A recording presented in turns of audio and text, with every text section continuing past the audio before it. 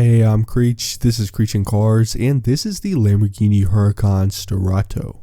The Sterrato is an off-road version of the Huracan supercar, and it's absolutely insane. So today, I'm going to go over the exterior, interior, and then I'll go over some of the performance and off-roading specs, as well as some other cool features that the Sterrato has to offer. As we take a look at the exterior, here's some background on the origin of the Sterrato. Mitja Borkort, head of design at Lamborghini, said that the Sterrato idea came about over dinner after the design team had been testing out the Urus. Borkort said that the team thought, quote, "Why aren't we combining this experience with a supercar?" Borkort also went on to say that the Sterrato was designed with sporty, active people in mind. Sterrato means dirt road in Italian, and the Huracan Sterrato is more of a rally car than an overlander. And Lamborghini actually added a drive mode to the Sterrato, which is called rally mode. Lamborghini has also made the Sterrato to be really customizable, with over 350 exterior color and livery combinations and 60 different interiors to go along with that. This makes it so that Sterrato buyers can get something that's pretty unique just by picking their favorite combination of exterior paint and accents and interior color. This is unfortunately Lamborghini's last gas-powered car, and Lamborghini only plans on producing 1,499 Sterratos globally. Pricing hasn't been announced yet, but it's expected to be around $270,000. Starting on the exterior, the Sterrato obviously shares its basic body structure with the beautiful Huracan, but the Sterrato is lifted 1.7 inches higher than the standard Huracan, and it's a bit wider with its large matte black fender flares. It has 19-inch wheels that are wrapped in unique Bridgestone all-terrain run-flat tires. Roof racks are added as well. The Sterrato does come with a bike if you buy one, and there's a skid plate and more protection for the undercarriage. The roof, mirror caps, and fender flares are typically shown in black, but like I said, there are a ton of color options. On the front, in addition to the standard headlights, there are two very bright LED lights that straddle the classic Lambo logo. These additional lights will make it easier to see when you're kicking up a ton of dust on dirt roads. Taking a look at the side profile, the Sterrato's fender flares make it look even more muscular than the standard Huracan. There is a subtle Sterrato badge on the doors, but you wouldn't need a badge to identify the Sterrato. From the back, you can really see how wide the Sterrato is and how wide the tires are. There is a rear diffuser and more cladding to protect the undercarriage when you're off-road. Above that, there are two massive exhaust tips and Lamborghini signature taillights. The Sterrato has the same lip spoiler found on the standard Huracan, but the Sterrato has unique louvers that are larger and more aggressive looking. There is also a scoop on the roof. Lamborghini engineers found that the normal position for the air intakes pulled in too much dust, so the large scoop position above the B-pillars allows for the engine to pull in cleaner air.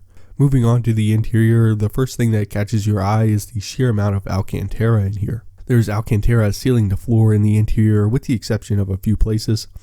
Alcantara is a nice material, but it's also more durable than leather and has a high friction coefficient.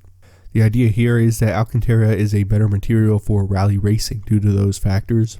Taking a closer look at the door panel, there is a red door handle and a thin armrest, and then speakers in the typical spot. The dashboard is again completely wrapped in Alcantara, including the digital gauge cluster that sticks out from the dash.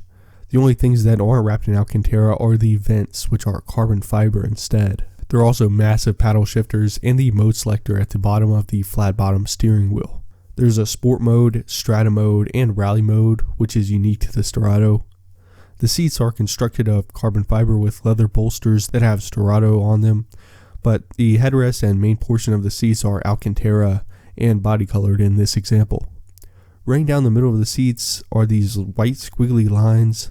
I'm not really sure what this is supposed to be, but maybe it's just an odd little design feature. Behind the seats there is a very small cargo area with a little net as well, so not a completely impractical car. There's also a small armrest in the center console, and there you can also find the electronic parking brake and button gear selector. Then above that there's the start stop button. This is red accented like the door handles and a few other things.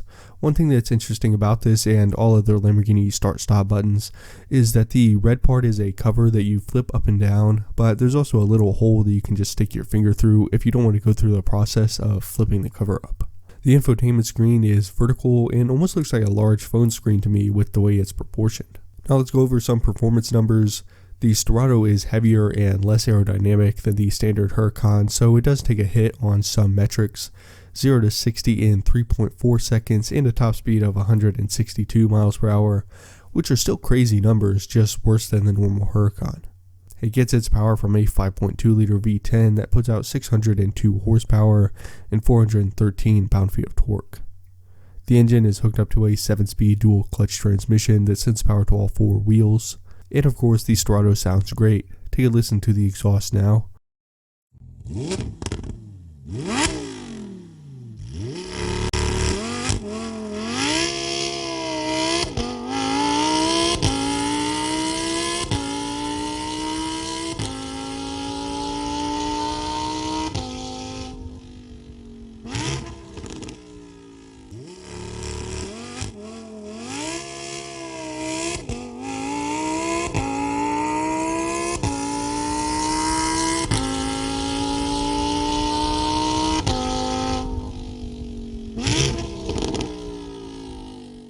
So that's the Lamborghini Huracan Sterrato. Unfortunately, Lamborghini's last gas-powered car, but a fantastic off-road supercar nonetheless.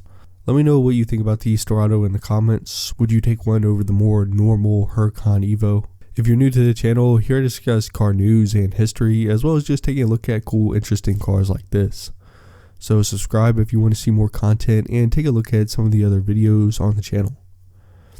Thanks for watching. I'll see you in the next video.